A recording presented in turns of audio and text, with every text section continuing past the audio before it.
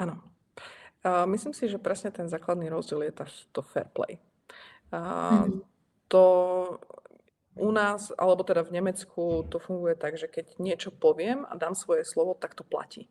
Nepotrebujeme na to zmluvy, nepotrebujeme si prechádzať každý a jeden bod, podáme si ruky a tak toto je moje slovo, má stokrát väčšiu váhu ako nejaký papier. V Mhm. Čechách a na Slovensku to je presne naopak. Všetci veľa rozprávajú, všetci veľa slovujú.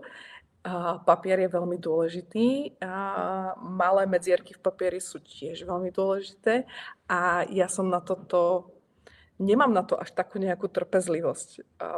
Mhm. Mňa to svojím spôsobom strašne vytáča, keď sa dohodneme na niečom a na konci toho všetkého prichádzajú nejaké problémy a každý sa snaží nejako vyhýbať vo všetkom a nezdvíhať telefonáty.